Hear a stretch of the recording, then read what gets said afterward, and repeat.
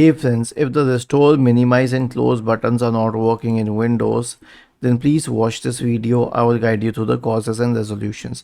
Now this is a very weird issue and a critical one, because if you're not able to close or minimize your file or folder, then that is a problem. So what could be the issue? What could be the causes? So the first cause could be interference by third-party software products. The second one could be some recent driver changes which screwed up your computer. The third one could be missing files on the system causing the problem. And the fourth one, we don't know. So we can simply reset the system. So for clean boot, this will disable all third-party programs at startup.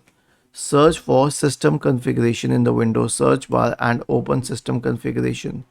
Go to the services tab. Check the box associated with hide all Microsoft services.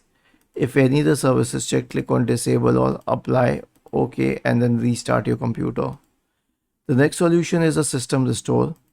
Search for recovery in the Windows search bar and open recovery.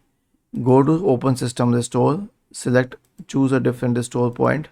Next, check a good restore point. Next, and finally finish it to initiate the system restore process. The next solution is an SFC scan. Search for command prompt in the Windows search bar and click on run as administrator. Type the command sfc /scan now and hit enter to invoke the SFC scan. The last solution is to reset the system. Right click on the start button and select settings from the menu. Now go to the system tab on the list on the left hand side. In the right pane, select recovery. Click on reset PC, remove everything, and then finally select cloud download. Was this helpful?